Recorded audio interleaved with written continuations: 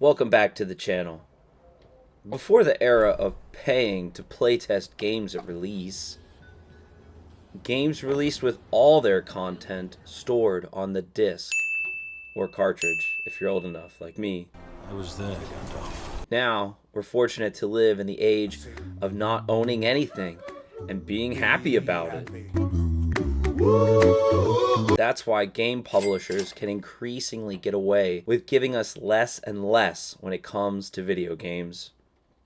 In this video, I want to talk about the microtransaction phenomenon. Specifically, the two types of microtransactions we're going to discuss are cosmetics and the type that actually add power or alter the gameplay somehow, aka pay-to-win microtransactions. The general opinion online seems to be that cosmetics are okay and pay-to-win is bad. But I want to explore why cosmetics are equally as deplorable as pay-to-win purchases. Why did microtransactions take over? Every big publisher has them in their games now. Fortnite has made over $26 billion in its lifetime. League of Legends has garnered over $20 billion. Roblox, which I couldn't find an exact number for, seems to have earned close to or more than $10 billion since its release. All of these games have a few things in common. They are all free to play, and they're all owned partly or wholly by Tencent, the second largest video game publisher in the world, right behind Sony. Tencent is responsible directly or indirectly for games moving to the live service model, loaded with microtransactions. With the amount of success that they've had and the large amounts of money, it's no wonder more and more companies are trying to cash in on the microtransaction model. Increasingly, the end result tends to be half-baked games that are forced out the door before they're ready because microtransactions are extremely profitable and games can be patched later in this digital era. Before I continue, I want to thank you guys for supporting the channel. Please remember to like and subscribe. It helps out a lot. Thank you. Unfortunately, egregious practices are becoming even more egregious. When Dragon's Dogma 2 released, you couldn't even restart a game without jumping through a few hoops. And forget about altering your character after you created it, unless you wanted to spend more money. Thankfully, Capcom changed course and will be adding the option to start a new game. But why in the world in 2024 was this basic function that has been a part of every game from the dawn of time not included at release? If I took a guess, it's probably because they wanted to squeeze every penny they could out of people who are willing to pay for character-changing items and don't want to wait. What exactly does Capcom want?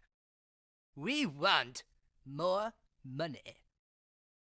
Yeah, more money. They're also testing the water, engaging the public response more and more to see what kind of monetization tactics they can get away with. Thankfully, it didn't go over well with most people. Pretty much everyone agrees that pay-to-win is awful and needs to go away. However, it seems that many people tend to think that cosmetic microtransactions are just fine. After all, who can argue that something is terrible when it's only a few dollars? You'll find an endless amount of talking points such as, just don't buy it, or vote with your wallet. So what's the problem? Cosmetics detract from the overall value of your game. It can create an incentive for the developer to hold back on producing the best content they can make and lock it behind a paywall. It leaves room in the development cycle to intentionally leave things out to be charged for later. It also gives way for the idea that games do not need to be complete when they release. They can be partially finished and content can be added later for a cost. This slippery slope is a dangerous one because how long before every game does this? Also, when will everything become the free-to-play model? You will find that people are going to end up paying more and more for a game that would have cost a single price in years past.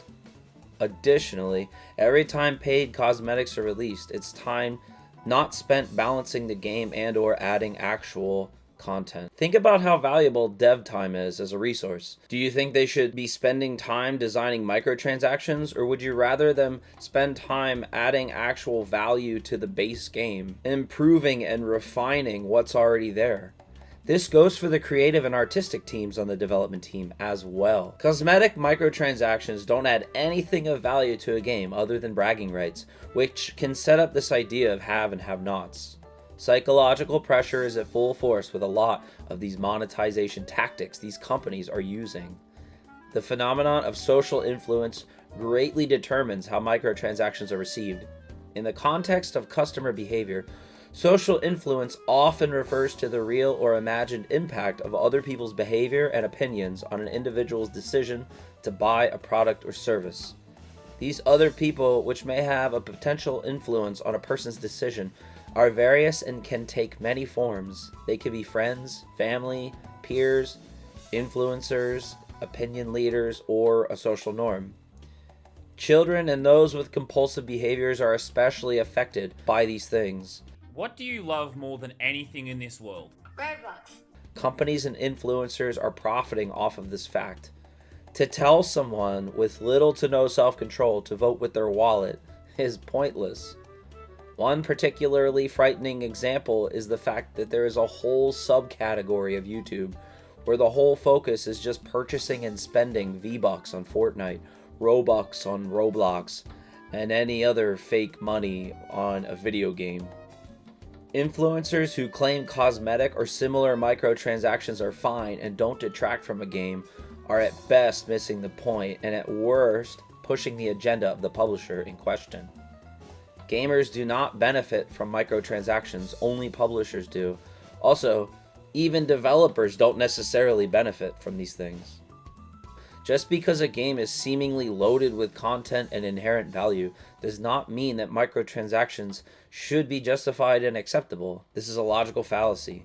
Additionally, the idea that this is socially acceptable to have microtransactions will only further to push the predatory agenda of more in-game shops.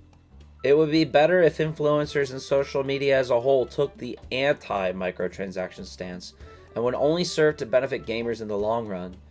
I am highly distrustful of anyone who says monetization is good, particularly with the games that cost full price, a startlingly common trend these days. For example, in Tekken, publishers are also squelching modders because of the microtransactions. Oh, they sold a super great game with a ton of content, and now those who want to can buy a little bit more customization for $4. If you want to, you don't have to. You'll need to pay for what you used to have the ability to do for free. It needs to be said again, you can enjoy and purchase a game while also criticizing its flaws. Instead of modding your characters to look the way you want, which you could do for free in the past, publishers want you to visit the in-game store instead. If you like the game, speak up about the undesirable things in it, in a reasonable, rational way. There is light at the end of the tunnel. EA's Battlefront 2, released with a nightmarish response. Battlefront 2, released with a bunch of predatory tactics, including loot boxes, and the public's response was a resounding no. In fact, the developers' response on Reddit when addressing the amount of time it took to unlock things without the in-game store became the most downvoted comment on Reddit of all time. EA eventually decided to reverse course and removed all microtransactions from the game, proof that when people voice their disapproval of in-game monetization, we can have better games, which will hopefully lead to better practices by publishers in the future. It starts with you saying no. Don't just vote with your wallet. Make your voice heard. Microtransactions need to go. Thanks for watching the video. What are your thoughts on this topic? A quick like, subscribe, or comment doesn't cost anything and helps the channel out a lot. Thank you and have a great day.